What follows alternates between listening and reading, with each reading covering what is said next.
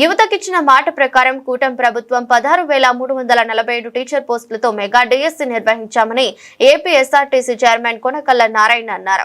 మంగళగిరిలోని తెలుగుదేశం పార్టీ కేంద్ర కార్యాలయంలో జరిగిన మీడియా సమావేశంలో కొనకళ్ళ నారాయణ మాట్లాడుతూ యువతకిచ్చిన మాట ప్రకారం కూటమి ప్రభుత్వం 16,347 టీచర్ పోస్టులతో పారదర్శకంగా మెగా డిఎస్సి నిర్వహించినట్లు, ప్రతి ఏటా మెగా డిఎస్సి నిర్వహించి ఉపాధ్యాయులతో రాష్ట్ర విద్యారంగాన్ని దేశంలోని అగ్రస్థానంలో నిలపడం ప్రభుత్వ లక్ష్యమని ఆయన పేర్కొన్నారు.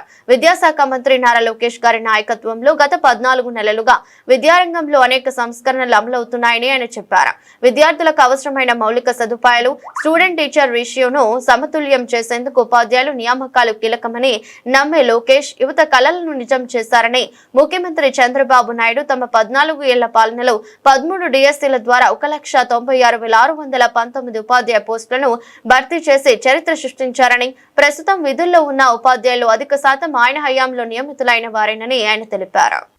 యువతకు ఇచ్చిన మాట ప్రకారంగా 16,347 మెగా డిఎస్సి నిర్వహించడం జరిగింది.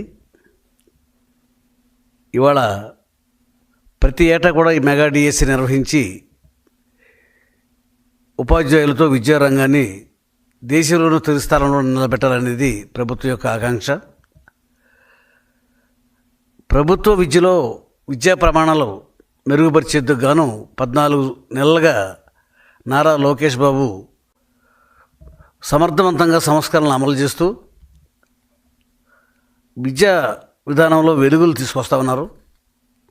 చంద్రబాబు నాయుడు గారు ఆదేశాలతో నారా లోకేష్ గారు ప్రభుత్వ పాఠశాలల్లో విద్యా ప్రమాణాలు మెరుగుపరచాలంటే జనాభా ప్రాతిపదికన ఎంతమంది విద్యార్థులు ఉంటే ఎంతమంది టీచర్లు ఉండాలనే దాని గురించి బేరీజు వేస్తూ ఆ రకంగా ఫిలప్ చేయడం జరుగుతూ ఉంది.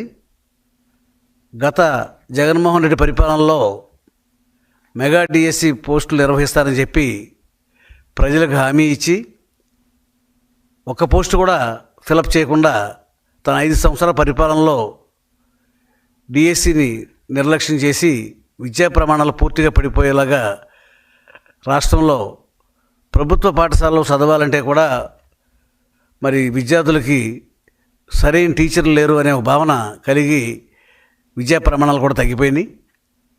ఇవాళ చంద్రబాబు నాయుడు గారు 14 సంవత్సరాల ముఖ్యమంత్రి పరిపాలనలో ఆయన ఎప్పుడైనా చేయని 14 సంవత్సరాల పాటు ఆయన ముఖ్యమంత్రిగా కొనసాగారు.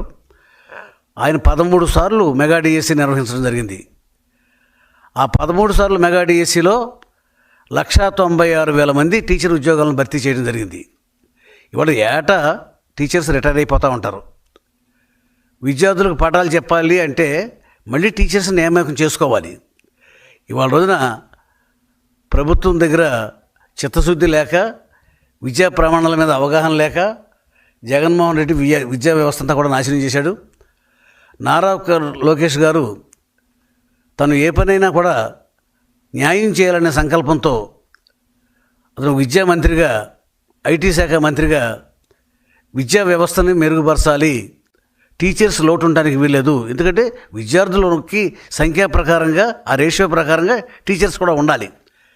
విద్యార్థులు ఎక్కువై టీచర్స్ తక్కువైతే విద్యను ఎవరు చెప్పగలుగుతారో? మరి నారా లోకేష్ గారు చదువుకోవటం వల్ల, విదేశాల్లో విద్యను అభ్యసించడం వల్ల విద్యా ప్రమాణాల మీద అతనికి అవగాహన ఉంది. ఆయన వ్యవస్థను మెరుగుపరుచుకుంటా